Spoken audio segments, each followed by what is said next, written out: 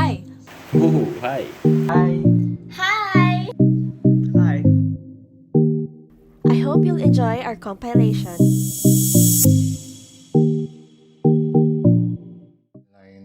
Well, yung pagturo na lang per se, yun lang. Kahit yun lang ay isang napaka ah, tedious na gawain. Mas maraming kailangan gawin. Mas times 2, times 3 yung effort na kailangan gawin. Especially last sem, nung na-shock ang lahat na kailangan natin gawin ito. So, yun, daming kailangan naging adjustment. Very challenging, of course. Oo. Challenging kasi there's no physicality. Quite limited. No? Limited.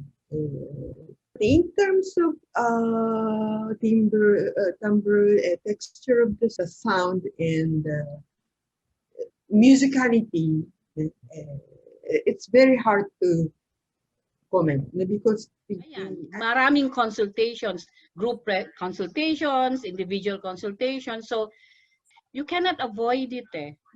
Siyempre, alangan naman naman yung mga estudyante.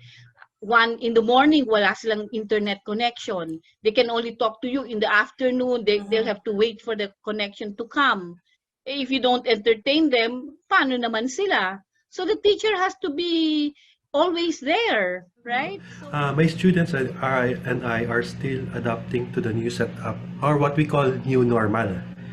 So fortunately, the strings department has been continuously working on the class and exam guidelines, and these guidelines aid the students as well as the faculty members to improve our synchronous and asynchronous class. Siyempre, medyo mahirap lalo na nung umpisa. Talagang hindi ko ma-imagine kung paano gagawin yon. Pero sa ngayon, ano na siya, getting better kasi nakapag-adjust na naman ang lahat. Lalo na So, ano ba yung problems of online piano teaching? So, ulitin ko ulit, internet connection. Okay. Yan yung lag time. Tapos na yung kamay, pero may naririnig ka pa na tumutunog. Yung parang, o hindi sabay yung pinipipa sa keys as against dun sa naririnig mo. Palaging nangyayari yun. Yun ang pinaka parang nakakagigil. Alam mo yun? Parang iba yung nakikita mo, pero alam mo iba yung tunog. Combination na exciting, frustrating, tama. Sabi mo, demanding, at saka may level of entertainment din. Very, kasi, you're learning new things, you're learning new skills, di ba? Kami, lahat napilitan kami maging techie. Hindi noon na, syempre, on-site. So, maraming learnabilities talaga. Now?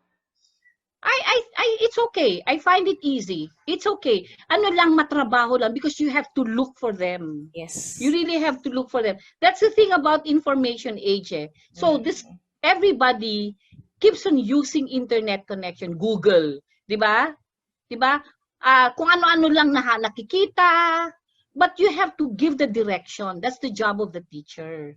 There are many sources, no? There are many resources, but you have to direct the students how to find it where, what is the better kind of reading that they should indulge themselves into, right?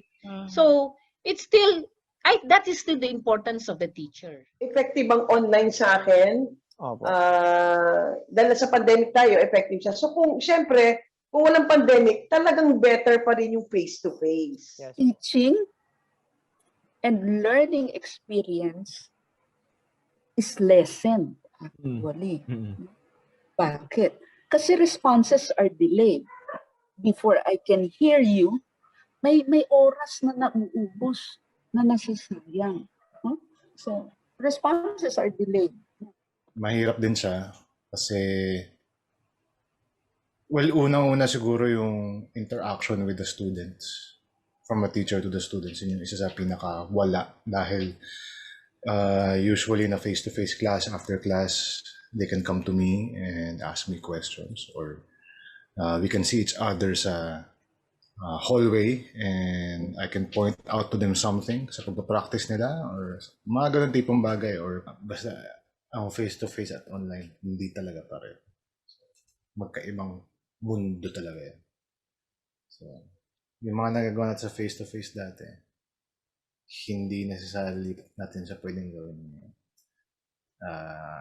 Pero I think lang, whatever we have been doing sa online learning, kunyari, asynchronous class, mga recordings, ganyan, I think, pag nag-face-to-face ulit, pwede pa natin gawin yun. So, mas lamang pa rin face-to-face. Well, ako kasi I teach solely the McCloskey voice technique. And it's based on analyzing the person's, how the person was built to make the sound. So we check for tensions.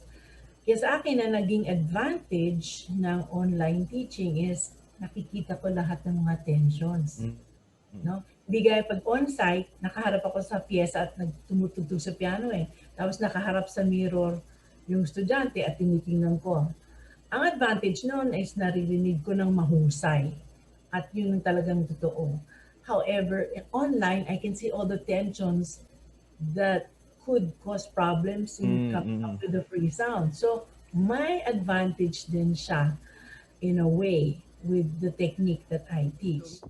I can't interfere at all because some people have really limited conditions. So we have to accept. I think I may say the only good thing about online lessons for performance is teachers can concentrate on the more technical aspect. Yes, and ang kwento dito is first is we have to define effectiveness muna.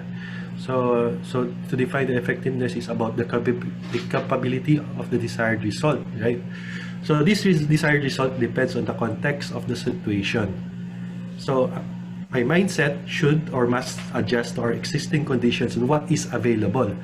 And what is available. And if I continue the face-to-face method in an online setup, I think the word effectiveness will not work in an online setup. So again, so to be effective, one must work on a new arena, which is online learning.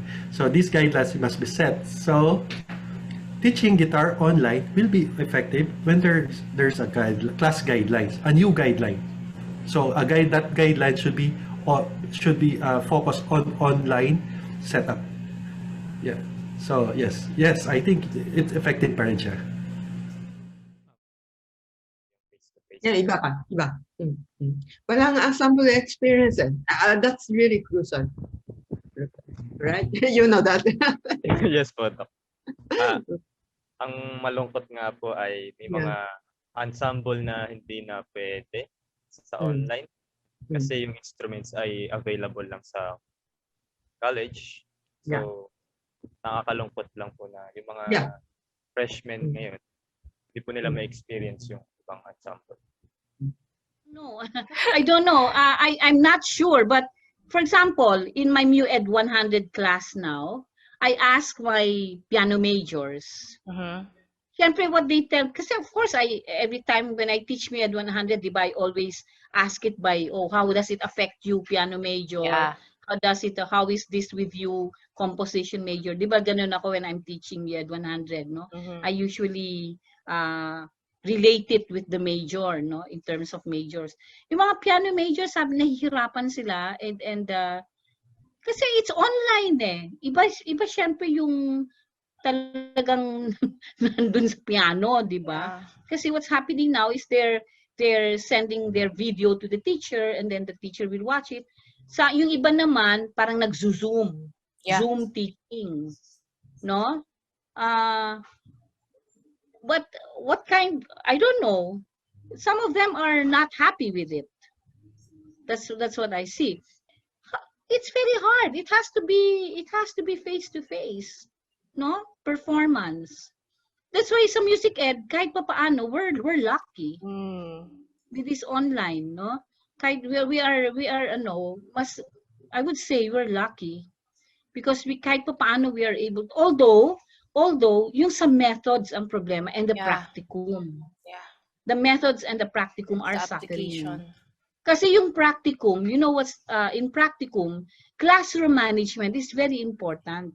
So, hindi ko sinasabing wala masyadong disadvantage. Pero in terms of teaching, I think pure lecture class ay okay for online teaching. Pero again, there is the issue of feedback from the students. How they really learn. So, yun, may konting time delay dun sa bagay niya.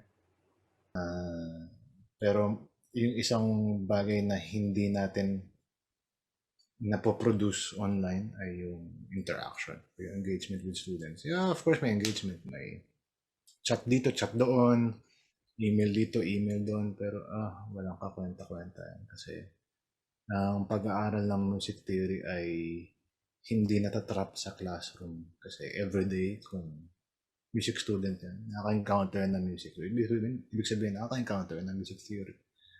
So, kailangan, yung iba doon, kung nandun ka, ma-address mo, matuturo mo, at mapapakita mo na kahit yung music theory boring, eto na yan. Magiging ganyan yan. Pag natuto ko ng ganyan sa theory, ganyan yung pwede. Mga ganyan tipong bagay. Cheesy nga naman. Pero, ganun, magkaiba siya. Actually, this online method actually brings out the, kumbaga, kung masipag talaga yung bata. Okay. Kasi pag masipag ka, you will survive with this method. As long as you're being assessed and being taught by your teacher and di kulang ang lessons, no? Maganda ang kasi the kids become more industrious, you become more resourceful. Yeah, you love to use the internet. So talagang ang bilis ka agad na hahanap ng -1 sa YouTube, at -1 sa IMSFP. It's so handy for it's nothing new. Kami nga, mga teachers ang mga kailangan naging mas techy. So it was an opportunity talaga for people to show just how masipag they are. Lumabas talaga yun. At saka yung tamad, talagang tamad. Siyempre, hindi mahanap ang ganito. Samantala yung mga iba, resourceful. So, dun mo makikita talaga. That one is compared to face-to-face classes. This one, in my perspective, face-to-face classes is somewhat different from online class. Yan lang lagi yung sinasabi sa utak ko. I don't want to compare both method in the sense of student improvement. It's not something na parang I cannot say it's one is better than the other. It's not. Yun ang sabi. So, for improvement, yes, may improvement in the sense that online learning is a sense of desired result. Yes, nag-improve yung mga students natin. Ang very evident talaga sa amin na nag-improve ay yung mga piano minors and keyboard concentration students. No? Parang all of a sudden, they were playing so well. No? Maybe because, of course, pag ikaw ay nasa bahay, you have all the time in the world na to practice. No? That's one. There is that willingness, no, to cope with the present situation. No? But the downside to that is, of course, parang medyo hindi naman masyadong magandang pag-usapan, pero meron din mga estudyante who actually took advantage of the situation. No, wherein, of course, you don't know whether they're telling you the truth or not. They sometimes they would disappear, and how students are. Tipo bang parang, okay, so my teacher is giving me more than an hour lesson, so I have to disappear. Yung mga ganon. Meron very, very few cases naman na ganon. But basically yun, it's the willingness to cope and somehow try new things. Kasi yun nga talino mo ng kamay natin, wala tayong magagawa. So dun sa question na, did the students improve or are the students improving? I would say yes. Okay? And you can see naman that they try their very best. Na? Sure kaming mga teachers doon. But like I said, since the situation is actually very limiting, adjustments have to be made, no? So one evident example would be, of course, we give a minimum, the barest minimum requirements as far as repertoire is concerned, no? So, of course, as a teacher, ginagawa din namin yung, kumbaga, we adapt yung minimum expectation. Huh? Kasi hindi mo naman pwedeng ipagkaila na talagang kung may problema yung bata, kanya-kanyang coping mechanism naman yan eh. Eh kung nakakope ang bata, o di syempre you expect more. Pero kung may pinagdadaanan ng bata, anong i-expect mo? Hindi ba? I mean, you just hope for the best, di ba? Experiences in performances becomes very, very different.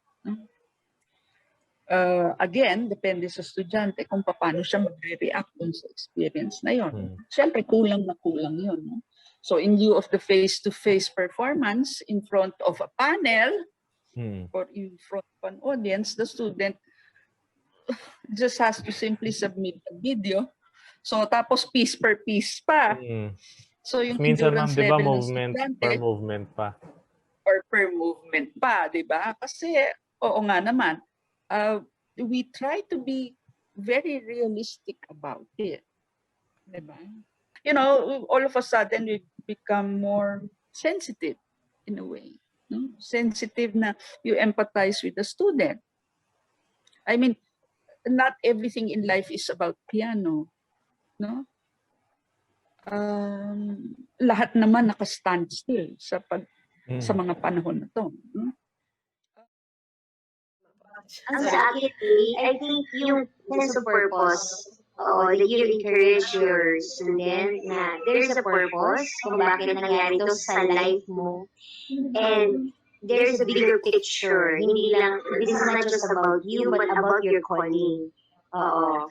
Yun talaga yung gano'n na, yung mawala, na hindi mawala sa life na, why am I still dancing? Why I'm learning dance? Why am I in this field? Because it's a God-given gift. Purpose And it's but yeah, may purpose ang pagiging dancer mo. To inspire and to save lives, you have no idea. To mentor, to teach in the future. Malalim na level yan, hindi nyo pa nakikita, pero may purpose yan. Yun ang pinakaano ko. Kasi kung isipin mo lang, sayaw ka, sige mo palakas ka. Pero para saan? Para kanino? Your purpose. Oo. Bakit ka pinanganak na ganyan ang hilig mo sa heart mo? Ibigay ni Lord yan. Ayun. Oh, syempre, ang ano ko is, importante yung communication eh. Opo. Actually, pag nag-election nga tayo, actually, more than pa nga minsan dun sa time natin na 1 hour kasi kailangan din na kamustahin kayo, kamusta na, ano nangyari. So, merong mga ganun tayo ngayon, hindi basta lesson agad. Opo. So, merong ganun. Marami pang ano eh, mas nadadagdagan pa yung mga not naman really kwentuhan na walang saysay, pero merong kwentuhan na nangyayari sa mga lesson. Opo, re-establish yung connection. Parang ganun. Oo, yun. Tapos noon, syempre, yung kailangan nating yung buhay kasi hindi natin talaga masabi itong nangyari. Hindi lang naman tayo to, lahat naman, buong mundo. Opo. So, kailangan pa rin nating mag-forward. So, yung minomotivate ko kayo na, of course, enjoy the music. Isa yan sa makakaano na, yes po. anong gagawin natin kung hindi na tayo tutugtog, diba? Opo. So, yung music, actually, ang nagpaikot nga ng mundo, music isa. So parang tingin ko sa pandemic na nangyari na to, ang gumamot ng COVID is mga doctors. Opo. Mga doctors ng COVID, di ba? Opo. Pero the physical sense of on the other side, ang naggamot din ng buong mundo ay tayong mga musician, tayong mga artist. Kasi kung hindi, di ba, dyan nagsilabas lahat yung mga concerts ng online, tapos merong nakikita ka sa FB na ganito. So, umikot ang mundo ng may music. Nag-heal din tayo ng mga tao. Kasi depressing talaga yung pangyayari na to. I think the key to motivating our students to get to, keep up for the whole semester with your class, para hindi sila mawala, is to show compassion to the students. I do show compassion, a lot of it, to my students. At the same time, they know that I mean business. I mean, you enrolled in my class. There are rules to follow, and at the same time, I can be compassionate with you. But please, you have to coordinate with me. I tell them to just practice and pretend, put themselves in the mindset na, kunyari lumalabas ka sa TV, every week magvi-video ka. That's what artists in television do, when they tape their shows. So imagine mo lang laging ganon. And just think how much more prepared you would be if you had such a thing.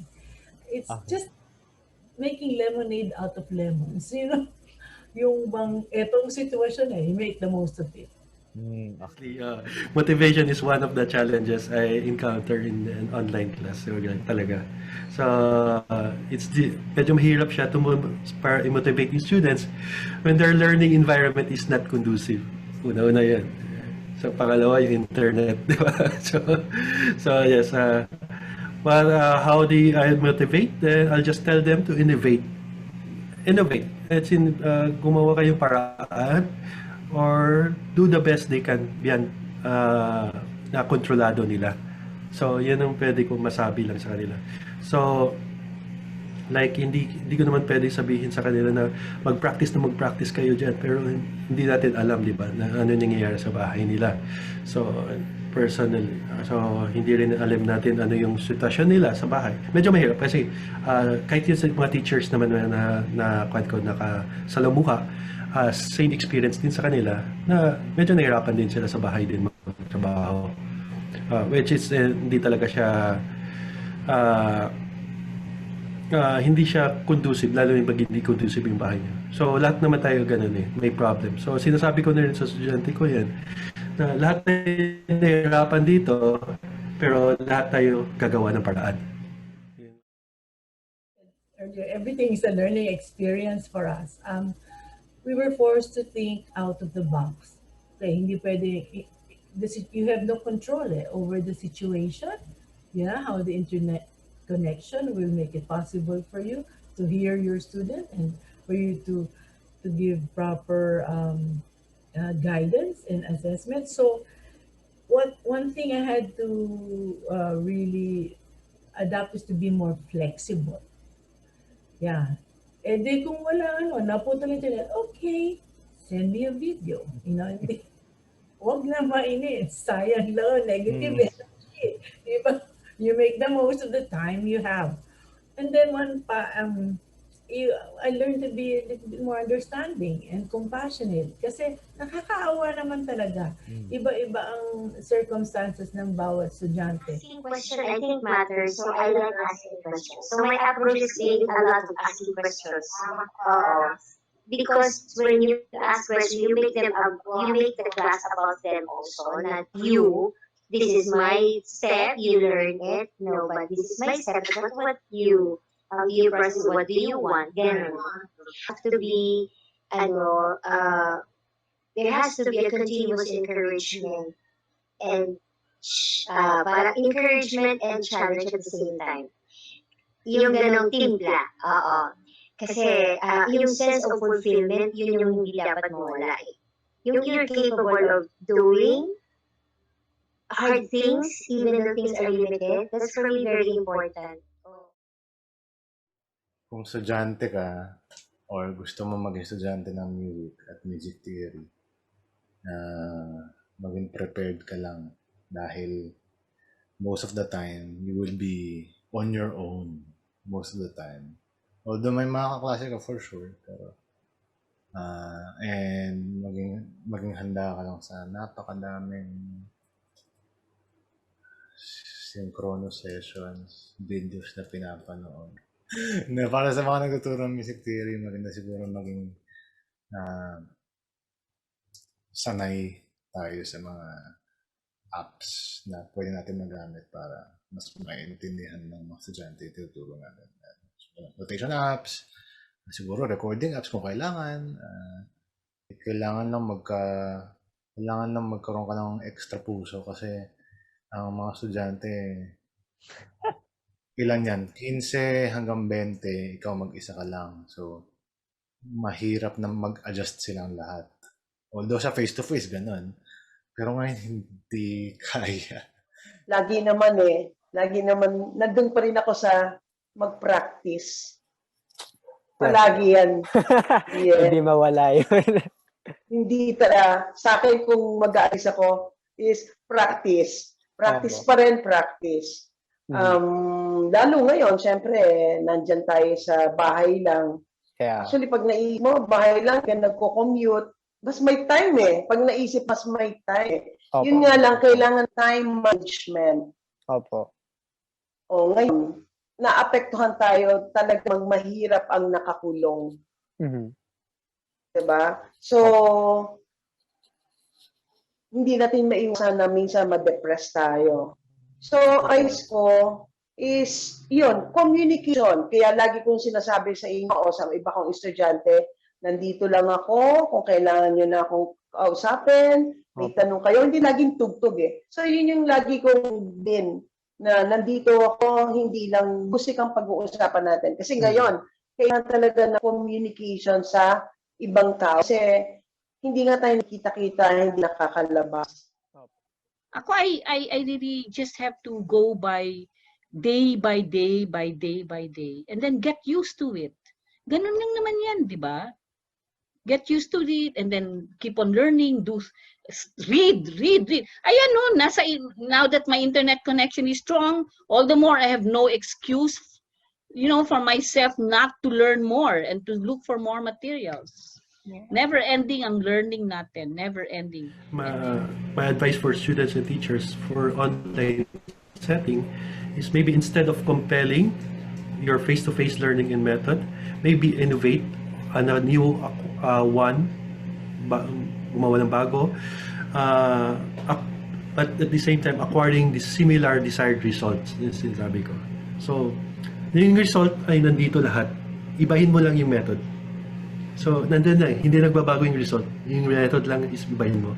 Hindi, para sa akin is, huwag mong i-apply yung face-to-face kasi magkaiba talaga siya. Pero yung result, same result kayo, pero yung process is different. I will always use the cliche. If life gives you lemons, then make lemonade. Now, if you'd like to make orange juice, that is also okay. Pero siguro wag nating kalilimutan na sa mga ganitong pagkakataon, hindi natin pwedeng ipili kung ano yung gusto natin. Halimbawa, mataas ang standard ko sa ganito. If it is not met, alam naman magagalit ako sa estudyante at manggigigil ako, di ba? Hindi ko pwedeng gawin yun. Dahil kung ano yung pinagdadaanan niya, hindi ko alam. Or pwedeng alam ko. Pero magkaiba kami ng take dun sa sitwasyon. I might just simply, I can be insensitive as to say, hindi, ano lang yan, ganito lang yan.